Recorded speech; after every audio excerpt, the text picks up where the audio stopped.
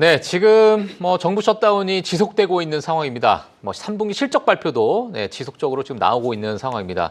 오늘 아침에 아마 미국 증시를 바라보셨던 분들은 팔란티어에 대한 실적 발표가 정말 큰 관심을 받으셨을 거라고 생각이 들고 그 결과치는 분명히 만족을 하셨을 거라고 생각이 드는데 시장의 반응은 정반대로 또 흘러가는 그런 모습 속에서 자, 이게 우리가 어떤 이 대응책을 좀 가져가야 될지 그 대응책 안에서는 또는 지금 시장에서 관심을 가지고 있는 요인들에서는 또 어떠한 것들이 있는지 저희가 하나씩 좀 짚어나가는 시간 가져보도록 하겠습니다. 자, 오늘 레그넘 투자자문의 이춘강 대표님과 함께 자, 이 이야기 깊이 좀 나누도록 하겠습니다. 안녕하세요, 대표님. 안녕하셨어요? 예. 자, 오늘 저희의 역할이 너무나도 큰 하루인 것 같습니다. 예, 오늘 시장이 뭐 선물 시장에서 지금 좀 조정을 주고 있는 상황인데 2% 이상 좀 빠져. 예, 뭐 최근 들어서는 뭐 가장 큰 프리마켓 조정이 아닐까 뭐 이런 생각이 좀 들고 지금까지 뭐 정말 신나게 달려왔잖아요. 예, 저희 뭐 과거에 뭐 저희 이충만 대표님과도 이 광복절 리버레이션 데이 때부터 시작해서 지금 무슨 소리 하는 거냐, 지금 이제 매수를 해야 된다 그래서 지금까지 정말 쉴 새 없이 왔기 때문에 지금의 조정 폭도 사실상 우리가 뭐 정말 좀 쫄아 있어야 될까? 소위 얘기하면 뭐 그런 조정일까? 아니면 어찌 보면 또 기회로 하나의 삼아야 될까? 이렇게 좀 보실 수 있을 것 같은데 일단 지금 시장에서 나오고 있는 여러 가지 요인들, 조정을 주고 있는 이유들 이런 것들 대표님께서는 뭐 어떤 이유가 있다라고 좀 보고 지금 계세요? 명시적으로는 당초에 이제 12월 달에도 FMC에서 한 번 더 인하시켜 줄 거를 거기서 좀 방정맞게 기대를 했죠. 사실 제가 방송에서 말씀 안 드렸는데 다른 방송에서 이런 언급을 살짝 드렸었는데 예.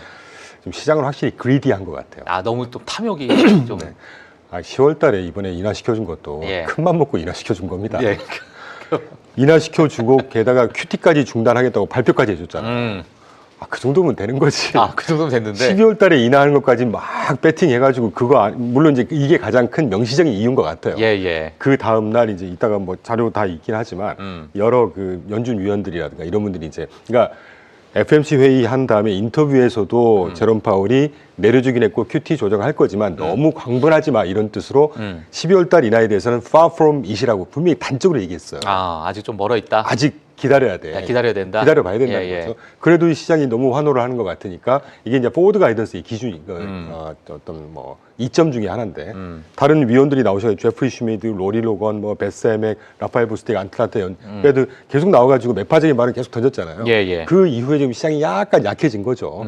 그런데 오프닝 메이트에서 얘기해 주셨지만 제가 뭐 지수 가지고 다 말씀드리는 것보다 제가 지난번에 우라늄 한번 소개해드렸었잖아요. 우라늄 ETF 갖고 있고 장중에 115%까지 갔습니다. 한 1, 2주 전까지만 해도 어제도 한 4% 가까이 빠졌거든요. 그 ETF 지지주가가. 그래서 95%예요. 여전히 YTD로 95%입니다. 어제 4% 이상 빠졌는데도 저희는 마이너스 10%인데요.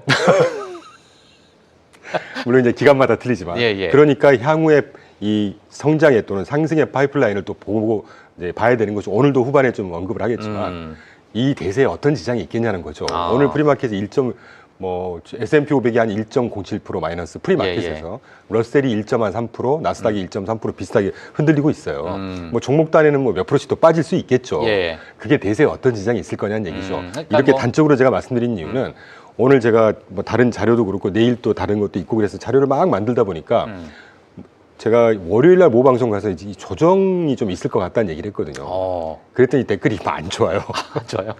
뭐 이 사람이 얘기하면 오르던데 그랬는데 하여튼 저는 끝까지 소신을 좀 지키려고 지금 다시 들어가시면 아마 최신 댓글 보시면 역시 이충강 대표가 맞았다. 뭐 그런 차원보다는 이제 그런 것들 때문에 저도 이런 표현 안내를 해드리고 어떤 식으로든 시청자분들이나 제 고객님들한테 도움이 돼야 되는 거잖아요. 그렇죠. 여기서 뭐 떠든다고 해서 그냥 떠들고 가버리면 말고 이거 아니지 않습니까? 그러니까 오늘도 저도 아까 뭐 잠깐 브리핑 때 말씀을 드렸지만은 우리가 이제 대응을 어떤 식으로 좀 해야 될까 뭐 많은 분들께서 다양한 어떤 대응법도 있으실 것이고 아니면은 뭐 AI 강세장 지금의 어떤 조정은 건강한 조정이니까 뭐 그렇게 우리가 여기에 있어가지고 뭐 예민하게 뭐 반응을 안 해도 된다. 뭐 이러신 분들도 많이 계실 것 같은데. 단적으로 방금 말씀해 주신 후자를 저는 한 번 더 굳이 반복드리고 싶어요. 왜냐하면 다른 거 다 뭐 이따가 언급하기로 하고 다른 거시환경 내내 언급했었으니까 다시 확인하기로 하고 기업 실적 지난주 금요일 현재까지 발표된 기업 실적을 한번 보면요.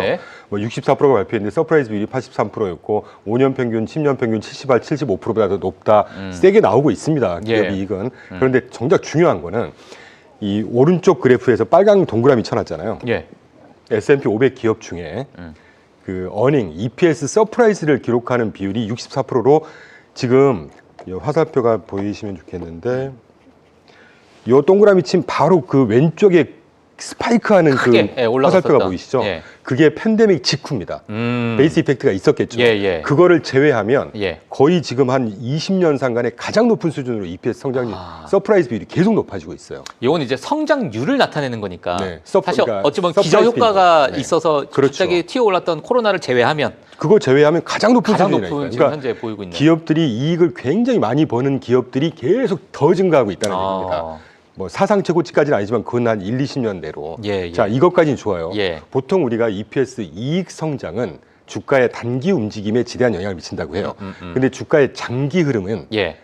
이게 장기적으로 주가가 괜찮으려면 기업이 결국은 어떻게 해야 되겠습니까? 장사가 잘 돼야 되고 비즈니스가 확장이 돼야 되잖아요. 비즈니스가 확장이 된다는 얘기는 우리가 매출로 확인할 수가 있어요. 영어로는 레버뉴라고 합니다. 예, 우리가 예. 보통 뭐 뜬금없는 말씀인데 영어로 레버뉴 하면 이익이라고 생각하시는데요. 영어로 우리가 그 월가에서 얘기하는 레버뉴는 매출이고 어닝, 기업 코퍼레이트 어닝이 EPS입니다. 이익입니다. 좌측 하단에 바 차트로 나와 있는 3Q 3, 4분기 레버뉴 서프라이즈 매출에 대한 서프라이즈를 기록하고 있는 그 기업들의 비중이 예. 서프라이즈가 예. 레버뉴 매출 성장 자체가 예. 지난 분기 1.8, 2.0%예요. 지금 현재까지요. 그런데 과거 예. 그 팬데믹 이전 평균이 0.7%밖에 안 돼요. 생각해 보세요. 매출이 예. 이 기업이 성장하는 것처럼 막 8%, 20% 성장한다면 그건 말도 안 되는 숫자입니다. 예. 굉장히 잘 나올 때 그 어. 뭐 빅테크라든가 이런 회사들 네, 몇 개 빼놓고는 잘 나가는 회사들이 연 5에서 굉장히 잘하면 7% 성장한다고 그래요. 매출이 그렇게 높게 성장하는 게 아니거든요. 예, 예. 근데 S&P 500 지금 현재까지 발표된 63%의 기업들이 매출의 연도별, 분기별, 이게 분기별입니다. 분기별. 연이 아니고. 분기별 성장률이 지난 분기 1.8에서 2.0%로 상승하고 있다는 얘기예요.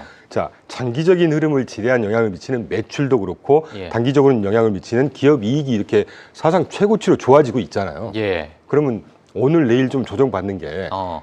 이걸 저가에서 기회로 삼아야 될까요? 이거 열중시해서 당분간 쉬어야 된다. 이렇게 해야 될까? 예. 저는 역시 여전히 롱돌이로서 예.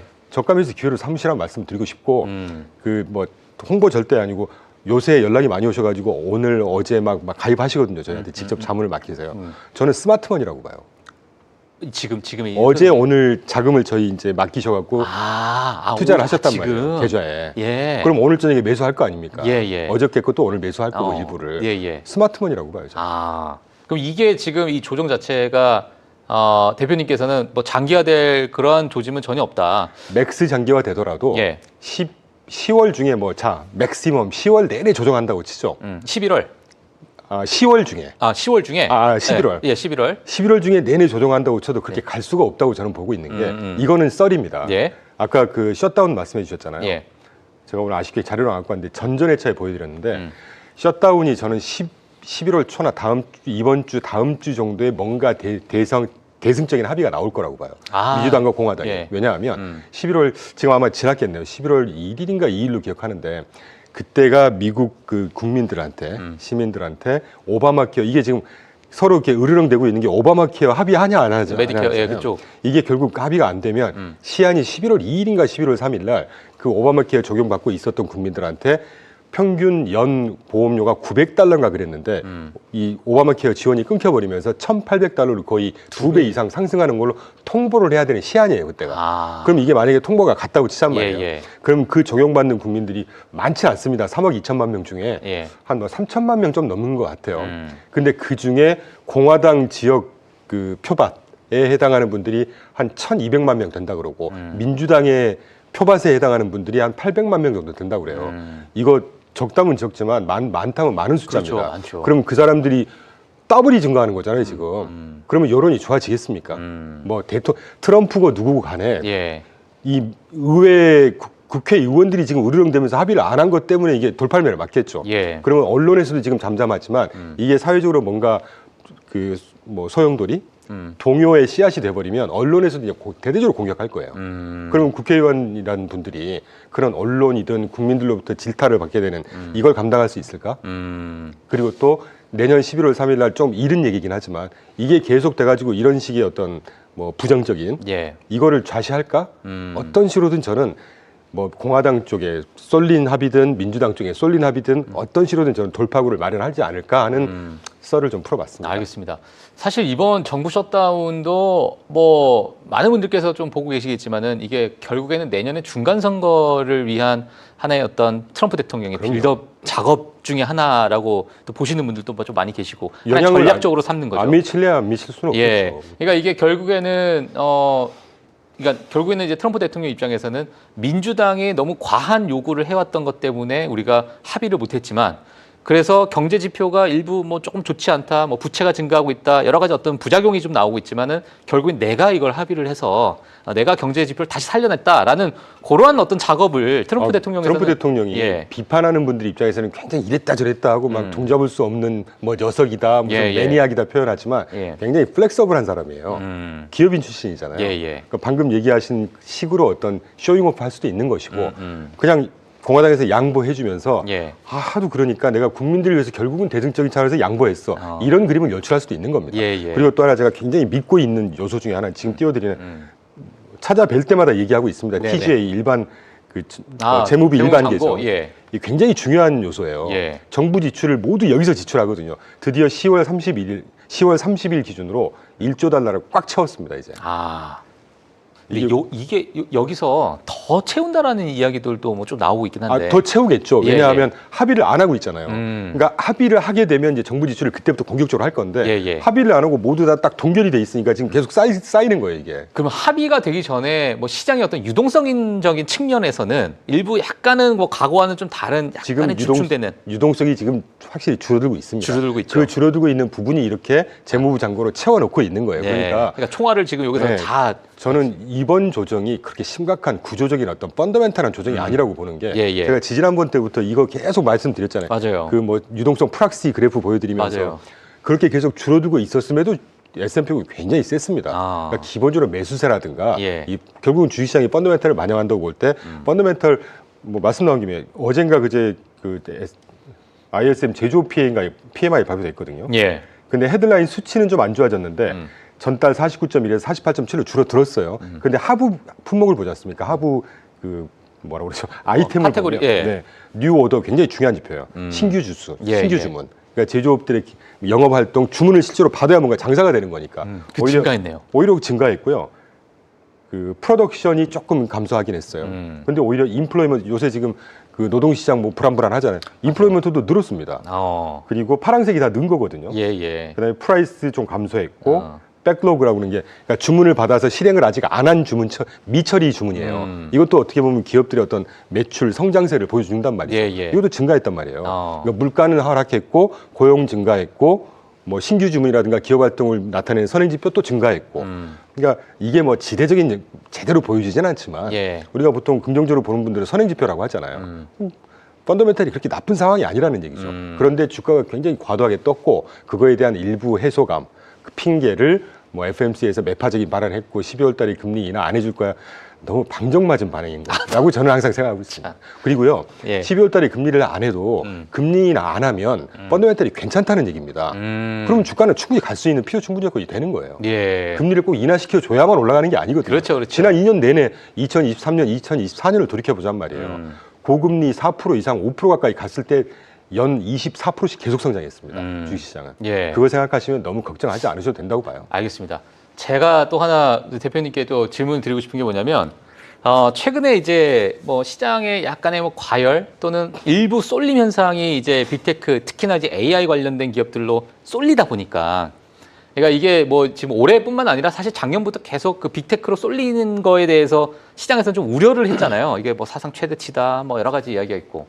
근데 최근 들어가지고는 그게 더 좀 극심화되고 있는 듯한 느낌이 좀 들죠. 그러니까 이제 그거 자체가 시장이 너무나도 좀 불건전해지지 않냐, 좀 안정화라는 측면에서는 좀 불안정해지는 거 아니냐, 한쪽에서만 계속 몰려 있고 다른 기업들 특히나 뭐 정말 중소형주들은 지금 뭐 너무나도 병통성이 지금 커지고 있으니까 이러한 부분은 우리가 뭐 대표님 입장에서는 어떻게 봐야 됩니까 이걸? 그러니까 이게 과연 뭐 계속 이러한 형태로 이제 정말 뭐 K자로 어떤 뭐 밑에 이제 하위 그룹들은 계속 차별화되는 것이죠. 예, 차별화되는 게 더 극대화되면 이게 과연 이 시장에서는 이거를 고지고대로 받아들일 수 있을까? 이게 굉장히 파인한 상황은 아니겠죠. 예, 예, 예. 그런데 제가 그냥 우리 그 평소에 하듯이 대화를 좀 하죠. 그러면 큰일 납니다.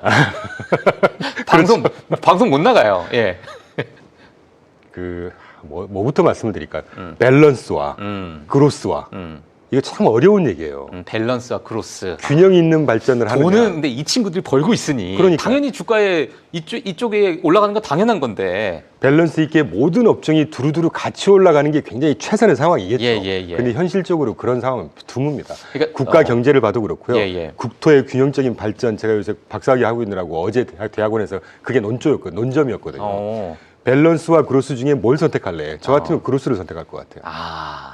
주가도 마찬가지고 경제 전체, 한국가의 경제도 마찬가지입니다. 어떻게 예. 모든 지역, 모든 업종이 고루 다 뜰 수가 있습니까? 그런 상황은 드물어요. 결국에는 사실 이러한 돈을 벌고 있는 기업들이 먼저 쏠림이 있더라도 먼저 가고 나서 그 기업을 통한 여러 가지 낙수 효과로 리플 이펙트가 생기고 그런 것들로 인해서 밸런스가 이제 뒤쫓아오는. 그래서 제가 뭐 어떤 정설보다는 쉽게 표현드리고자 했었던 것이 예. 저희가 지금 포트폴리오 실제로 운용을 하고 있는데 주식형 기준으로 6개 테마에 투자를 하고 있거든요. 예, 예. 절대 홍보하는 거 아닙니다. 예. 그중에 하나가 우라늄이었고 소개시켜드린 대로 우라늄하고 AI도 들어가 있어요. 예. 그러면 우라늄 워낙 좋았으면 우라늄 AI 두 개만 갖고 좋았느냐? 그거 아닙니다. 글로벌 디펜스도 올해 80 몇 프로 떴고요. 예. 뭐 저기 중소형 산업재 제가 내내 강조드렸다. 그것도 올해 한 40 몇 프로 상승했어요. 올해만 해서. 그러니까 물론 전부 다가 다 좋진 않죠. 안 좋은 애들 안 좋고 뭐 그 필수 소비재 이런 것들 안 좋고 그렇죠. 헬스케어 좋다가 안 좋다가 들쑥날쑥하고 예, 예, 예. 그런데 잘 찾아보면 4,800개, 5,000개 가까이 되는 미국의 종목 그걸 또 ETF로 투자하는 ETF가 4,200개 상장이 돼 있어요. 네. 4,100개였는데 좀 증가했을 겁니다. 이 얼마나 투자할 게 많겠습니까? 그중에 뭐 4,100개 ETF 중에 그러면 연초 이후로 한 40% 넘는 게 막 3,000개씩 올라야 되나요? 그렇죠. 저는 적어도 그건 절반만 힘들죠. 오르면 예. 충분히 투자하는데 그렇게 어려운 시장 아니라고 봐요. 지금이 저는 그런 상황이라고 봅니다. 그리고 예. AI라고 하는 거는요. 앞으로 걱정은 제가 사실 비관적인 거 하나만 말씀드리고 넘어가요. 비관적인 거 제가 하나. 헌치가 딱 오더라고요. 이거 뭐 거의 연중 행사로 나오는 건데, 그죠? 오픈 AI가 지금 그 현황 계약 현황이라고 해서 어제 뭐 기사에서 나온 거 따갖고 왔는데 예. 뭐 오라클하고 계약하고 마이크로소프트 계약하고 구글 계약하고 막 여기저기 종횡무진 계약하고 있지 않습니까? 맞아요. 제가 오늘 저희 회사에서 이제 이 디베이트를 하면서 네. 아니 오픈 AI가 뭘 할 수 있다고 모든 빅테크들이 그렇게 막 난리냐 지금 사고 팔고를 뭘 한다는 거냐 도대체. 예. 정말 저는 엔타이 테크놀로지로서 그런 질문을 했거든요. 예, 예. 그런데도 불구하고 그러면 직관적으로 마이크로소프트나 이제 AMD라든가 뭐 저렇게 브로드컴이라든가 계약하는 회사들이 바보들이겠냐는 거죠. 그렇죠. 뭔가 비즈니스로서의 있으니까. 파이프라인이 생기니까 했을 거 아닙니까? 예. 그 정도까지만 믿으면 되는 거지. 그래요? 그런데 이제 비관적인 거는 예, 예. 저렇게 했다가 만약에 예. 오픈 AI가 진짜 어떤 비즈니스로서의 어떤 뭐 리워드를 안 준다거나 어떤 뭐 사업성이라든가 효율성이라든가 생산성이라든가 수익성이라든가 이런 것들이 기대에 못 미쳤을 때 언젠가는 이 버블이 그때는 이 상승을 버블로 칭하면서 마음고생하는 날이 있긴 있겠죠. 예. 그런데 그게 누차 말씀드리지만 지금 현재가 예. 초기 인프라, AI를 위한 인프라를 까는 구간도 아직 다 안 지났다고 했습니다. 제 말씀이 아니라 오라클의 레리 앨리슨 회장이. 예. 그러면 지금으로부터 한 1, 2년 정도는 지금 막 어마어마한 데이터 센터 계속 하고 있잖아요. 그러면 말씀 나온 김에 데이터 센터 AI가 막 나가니까 거기에 전력을 댈 수 있는 뭐 원전 하다못해 어제 같은 경우는 또 태양력까지 막 뜹니다. 그러니까요. 예. 저는 태양광은 사실 저희가 뭐 뒤통수를 너무 많이 맞아가지고 네네. 태양광에. 예. 저희 뭐 동서도 태양광 전문가인데 그래요? 패널 설계하고 하는 전문가인데 예. 코스트 베니핏이 안 나온다는 거예요. 돈이 안 된다. 네, 뭐 중국에 대한 점유율이 너무나도 강하니까. 그러기도 하고 저가형 네. 패널도 많고. 그러니까 하다못해 원전 좋아, 전력주 좋고 거기에 전력이 부족하다고 하니까 태양광까지 좋고 이게 낙수 효과 아니냐는 거죠. 그러니까 그 정도를 지금은 그 정도를 즐겨도 되는 구간이라고 저는 생각해요. 알겠습니다. 그래서 이거를 지금은- 버블로 불러서 버스트아웃 할까? 이거는 적어도 매우 보수적으로 잡아도 1년에서 1년 반 이후에 걱정해도 되는 문제라고 저는 생각하고 있습니다. 예. 그럼 지금의 어떤 조정에서 대표님께서 보시기에는 뭐 여러 가지가 있습니다. 뭐 정부 셧다운도 있고 뭐 관세, 그 대법원의 어떤 심리가 또 그것도 잠재 리스크 중에 하나죠. 그죠, 맞아. 내일이잖아요. 11월 5일. 그러니까 이제 현지 시간으로 11월 5일이니까. 만약에 말씀드려 죄송하지만 예, 예. 대법원에서 이거 아이파에 의한 상호관세가 불법이다 이러면 정말 진짜 정신 없는 거죠. 아, 그게 이제 가장 큰 관세가 없어지진 않겠지만 예, 예. 이제까지 거뒀던 값을 다 돌려줘야 되고 막 복잡할 거 아닙니까? 복잡해지잖아요. 그러면 행정부에서는 또 다른 뭐 232조, 301조 이런 걸로 막 맞아, 때릴 맞아요, 거고 막 맞아요. 아수라장이 되는 거죠. 예, 품목별로 하나하나 다 계산해가지고. 그러게 말입니다. 알겠습니다. 자, 그러면 지금 벌써 뭐 지금 가장 핵심적인 거 말씀드린 것 같은데 가장 이 11월 달에 우리가 우려해야 되는 거는 뭐라고 좀 보고 계세요? 일단 뭐 관세는 방금 말씀드렸으니까 그거 빼고. 제가 계속 말이 바뀝니다. 지금. 예. 저전번은 물가가 우려된다고 그랬다가 지난번에는 노동시장이 우려된다고 그랬다가 근데 그 사이에 ADP 민간고용 나왔잖아요. 또. 예. 그것도 괜찮고. ISM 제조업 보니까 또 고용은 늘었고. 그러니까 연준 위원들은 관세, 아직 기업들이 품고 있는 관세가 문제다. 요번에 또 초인플레이션이 올 거라고 얘기를 제가 기억까지는 안 납니다. 예. 로리 로건 달라스 맞아요, 총재가 분명히 그랬어요. 예. 죄송해요. 베스엠의 클리블랜드 연준 총재가 관세발 인플레이션이 지금 다가오는 중인데 관세로 인해서 아마 초인플레이션이 발생할 것 같다. 초인플레이션. 하이퍼 인플레이션까지 얘기를 했단 말이에요. 그러면 이제 이렇게 해서 그럼 저 같은 경우는 이걸 실제로 검증을 해봐야 되잖아요. 제가 그나마 가장 자료로 검증할 수 있는 트루플레이션 매번 보여드리는. 지난번에 기억나세요? 몇 프로였는지? 엄청 튀어올랐네요. 네, 지난번에 찾아뵀을 때 2.44였어요. 맞아요. 그래서 이 임계치가 제가 3년 동안 봐온 사람으로서 2.3 또는 2.4가 넘으면 이게 걱정될 수준이다라고 분명히 멘트를 드렸었거든요. 예, 맞아요. 2.67 됐어요. 지금. 그러네요. 그러니까 이게 물가가 상식적으로 보자고 매번 이런 표현 드리지만 관세가 100% 부과됐어요. 그럼 절반 정도 지금 기업들이 감안하면서 이제 떠안고 있다는 얘기지 않습니까? 그러면 나머지 절반을 다 부과해야 될 거 아니겠어요? 기업들이 어떻게 그걸 다 떠안겠습니까? 언젠가 분명히 올 거란 말이에요. 근데 저게 지금 그 현상을 미리 반영하는 것인지 실시간 지표니까 그런 건지 어쩐지는 모르겠는데 이 물가 우려됩니다. 그리고 더한 직접적인 영향으로는 물가와 성장성을 반영하는 시장금리, 10년물 금리가 지지난주인가요? 3.9 살짝 보였다가 지금 4.1 갔다가 오늘 왔다 갔다 합니다. 한 1점 몇 bp 빠져요 또. 그러니까 4.08, 4.1에서 왔다 갔다 하거든요. 안 빠진다는 얘기죠. 시장금리 쉽게 빠지지 않을 것 같아요. 제가 어떻게 보면 되게 원론적인 질문일 수도 있는데요. 제 대표님이 이제 경제학도로서, 경제학자로서 학자까지는 아니고요. 저에게는 이제 경제학 롱도리 학자입니다. 근데 이 인플레이션이라는 거를 우리가 그냥 교과서적으로 이제 접근하게 되면 시장의 경기가 너무 활발하고 과열이 돼서 수요가 많아지고 가격이 올라가니 그것을 잠재우기 위해서 금리를 인상시켜서 시장의 유동성을 조금 빨아들이는 그런 것이 우리가 알고 있는 인플레이션에 대한 어떤 금리 정책인데 지금 관세를 부과해서 가격이 올라가 있다라는 것을 이게 경기가 과열됐다라는 거와 우리가 같이 봐야 되는 상황인가? 굉장히 좋은 질문이에요. 그래서 금리를 우리가 동결을 해야 되나 금리 인하해야 되냐 이런 것들과 같이 연결을 시켜도 되는 것인가에 대해서는 조금 구분을 해야죠. 구분을 해야 될 것 같은데. 굉장히 좋은 질문이시고 반가운 질문이신데 일단 인플레이션은 세 가지가 있지만 하나는 빼버리고 그냥 원론에서 얘기하는 처음에 언급해 주셨던 수요가 굉장히 건강해요. 살 사람들이 많고 그러면 물건 가격이 올라갈 거 아닙니까? 그걸 보고 수요 견인 인플레이션이라고요. 디맨드가 끌어간다. 이건 굉장히 바람직하고 건강한 인플레이션입니다. 그러니까 주가 준 뭐 펀더멘털이 굉장히 좋아져요. 수요가 끌어가는 거니까. 그렇죠. 그런데 정말 안 좋은 거는 이 관세에 따른 게 거기로 카테고라이즈가 될 수 있을 텐데 비용이 상승을 하면서 원가가 상승하고 원자재 가격이 상승하고 물품 가격이 떠버리는 수요는 별로 변함이 없는데 이게 굉장히 독이 되는 인플레이션이에요. 근데 관세에 따른 물가 상승이라는 얘기는 관세라는 게 수입 물품, 원자재들이 가격이 뜨니까 이걸 갖고 완제품을 만드는 완제품도 비싸질 거고 완제품 수입해서 팔아도 이게 결국은 비용 인상이라는 얘기죠. 그렇죠. 이러니까 이게 안 좋은 거예요. 그러니까 제가 이 질문을 드린 게 뭐냐면 결국에는 시장에서는 정말 뭐 팬시한 단어로 스태그플레이션이라는 단어를 뭐 제롬 파월 의장 FOMC도 좀 나오기도 했었고 뭐 하여튼 여러 가지 뭐 그런 단어들이 여기저기서 좀 나오고 있는데 경기가 그렇게 좋다라고 표현하긴 그렇지만 이제 물가만 올라지고 이러한 상황을 이 금리 정책을 어떤 방향으로 좀 가야 될지에 대해서 원인이 관세라고 하면 분명히 금리를 오히려 올려야죠. 제가 뭐 위원 정도 되는 사람도 아니지만 원론에 의해서 얘기를 하면 금리 분명히 올릴 거고 적어도 12월 달에 안 내릴 거예요. 이렇게 물가가 이제 심각해진다고 하면 그런 것들이 시장에 지금 센티멘트를 조금 얼어붙게 한다고 저는 생각하거든요. 지금요. 근데 이런 조정은 저는 필요하다고 봅니다. 오히려 아니 관세에 따른 물가가 본격적으로 반영도 안 됐어요 지금. 주식도 많이 올라왔어요 사실. 지금 4월 8일 이후에 계속 올랐잖아요. 우리나라 지금 몇 프로입니까? 한 78, 거의 80% 올랐습니다. 예. 뭐 어제 좀 빠지고 오늘 빠진 게 뭐가 문제입니까 이게? 예. 그러니까 그런 것 같습니다. 알겠습니다. 네. 이 정도는 그냥 크게 우려하지 마시고요. 우리나라도 사실은 제가 최근에 귀를 좀 바꾼 게 우리나라 주가가 당초에는 저는 경기 펀더멘털이 그렇게 뒷받침이 안 되는데 이렇게 공격적으로 올라도 되나? 그걸 근거로 저는 원달러 환율을 계속 보고 있었어요. 아, 원달러 환율. 예. 이 비정상적인 거거든요. 주가가 뜨는데 원달러까지 같이 뜬단 말이에요. 맞아요. 근데 제가 이제 지지난주에 뭐 유튜브에서 요청이 있으셔가지고 한국 시장을 쭉 오랜만에 한번 훑어봤어요. 예.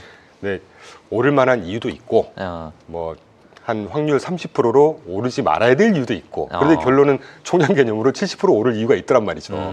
뭐 근데 이제 좀 과한 측면은 있는데 또 그게 우리 미국뿐만이 아니고 우리나라도 지금 삼성전자, SK하이닉스 소수 몇 개가 끌어갔지 않습니까? 그렇죠. 오늘도 그 몇 개가 빠진 거고, 그러니까 그런 것들은 조금 좀 거기도 세심하게 접근하셔야죠. 국내 시장도 약간 쏠림이 삼성전자, SK하이닉스가 그러니까 30%가 넘는데 미국 시장이 쏠렸다고 우리가 뭐 걱정할 문제가 아니라니까 어떤 시장이도 마찬가지입니다. 자본주의는 그렇지 않습니까? 모든 국민이 다 잘 살게 되는 건 아니잖아요. 네, 저는 그렇게 생각합니다. 알겠습니다. 자, 그러면 저희가 마지막으로 요 질문만 좀 드리고, 뭐 지난주 어찌 보면은 저희 대표님께서 나오시고 나서 또 빅테크들이 줄줄이 실적 발표가 나왔습니다.